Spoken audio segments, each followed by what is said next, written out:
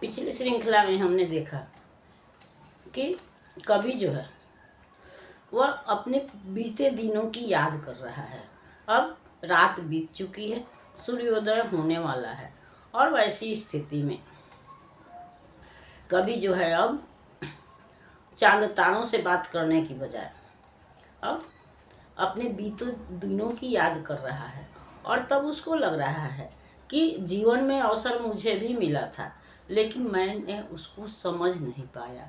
जो मुझको मिला था उसको मैंने ठुकरा दिया, उधर से दृष्टि घुमा ली, या यूँ कहें तो मैं सांसारिक आकर्षणों में उलझ गया और जिसको मैंने देवता समझा वो पत्थर साबित हुए।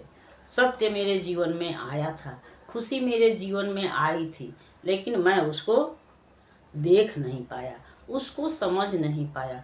इस तरह से मैंने जीवन के अवसरों को गंवाया या जीवन को खेल समझा।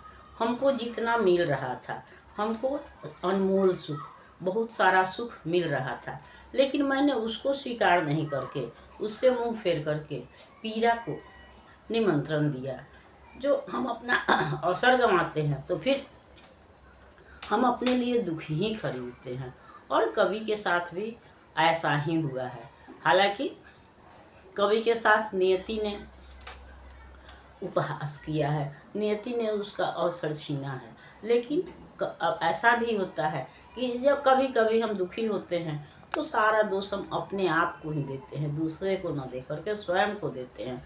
कवि के साथ भी ऐसी ही स्थिति है। और तब वह सोचता है, मैंने खेल किया जीवन से, सत्य भवन में मेरे आया, पर मैं उसको देख न पाया, दूर न कर पाया मैं साथी सपनों का उन्माद नयन से।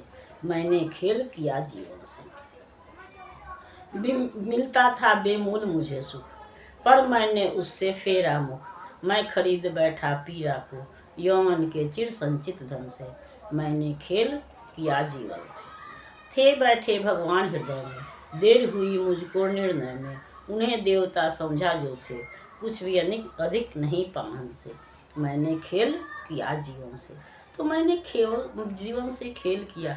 या यौवन के प्रथम चरण में, यौवन काल में हम किसी चीज़ को बहुत महत्व नहीं देते हैं। उस समय हम एक दूसरी दुनिया में रहते हैं, सब कुछ लगता है मेरी मुट्ठी में है, सब कुछ हमारे लिए संभव दिखाई पड़ता है। उस समय अवसर भी, बहुत सारे अवसर हम गंवा भी देते हैं यौवन के उन्माद में, यानी यौवन के फेर में, लेकिन यौवन के उत्साह में।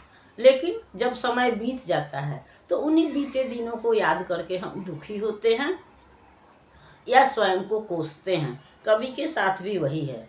वह सोच रहा है कि मैंने जीवन का महत्व नहीं समझा, उससे खेल किया, और परिणाम क्या हुआ कि सत्य मेरे भवन में आया था, लेकिन मैं उसको नहीं देख पाया और उससे दूर हो गया। मेरे नैनों में तो क्या था, सपनों का उन्माद था, मैं तो किसी दूसरी दुनिया में था। इसलिए जीवन की वास्तविकता को, जीवन के अवसर को मैं नहीं समझ सका।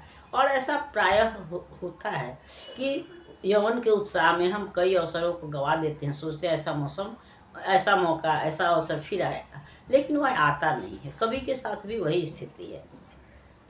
तब वह कहता है कि मुझको बेमोल सुख मिल रहा था, यानी अवसर मिल रहा था, लेकिन मैंने उससे अपना मुंह फेर लिया, मैंने उस अवसर को गंवा दिया, और उसके बदले में मैंने खरीदा क्या, तो पीड़ा, दुख और कष्ट। अवसर बीत जाने पर हमारे पास सिवाय दुख के और कुछ नहीं रह जाता है। तो अपने यौवन के संचित धन से उसने क्या खरीदा, तो पीड़ा खरीदा, दुख खरीदा, कष्ट खरीदा। तो अवसर हमारे आसपास ही होती हैं, खुशियाँ हमारे आसपास ही होती हैं, लेकिन हम उसको पहचान नहीं पाते हैं। कवि की भी स्थिति वही है। वह कहता है कि भगवान तो मेरे हृदय में ही बैठे थे, अवसर मेरे पास ही था, लेकिन मुझको निर्णय करने में समय लगा, मैं समझ नहीं पाया, और तब तक वह समय चला गया, और जिसको मैंने देवता समझा वो पत्थर साबित हुआ। यह भी होता है कि यौवन के उत्साह में या उस काल में हमको अपने ही जो परिजन पुरजन जो हमको सही राय देते हैं, सही विचार देते हैं, वो हमको बुरे लगते हैं और दूसरे लोग अच्छे लगते हैं, और लेकिन हम भूल जाते हैं कि हमारे परिजन कभी हमारा बुरा नहीं चाहेंगे और दूसरे के लिए निश्चित नहीं है कि वो हमको अच्छी राय देंगे या बुरी राय देंगे, हमारा सही मार्गदर्शन करेंगे या हमको भ्रमित करेंगे। लेकिन उस समय तो हमको वही अच्छा लगता है, और जब हम भ्रमित हो जाते हैं, अवसर खो देते हैं, तो उसके बाद दुखी होते हैं। कभी भी इसी तरह के विचारों में खोया हुआ है या स्वयं दुखी है, उसको लग रहा है कि जो अवसर मुझको मिला था मैंने उसका उपयोग नहीं किया, बल्कि मैंने जीवन से खिलवाड़ किया, तो आज जीवन मेरे साथ खिलवाड़ कर रहा है। आज मैं दुखी हूँ, अकेला हूँ, कोई भी मेरे साथ नहीं है। इस तरह से वह अपने विगत दिनों की याद कर रहा है। अगली श्रृंखला में हम अगले गीत पर विचार करेंगे। तब तक यह श्रृंखला आपको पसंद आती है तो इसको लाइक कीजिए, सब्सक्राइब कीजिए। मिलते हैं अगली श्रृंखला में, तब तक के लिए धन्यवाद।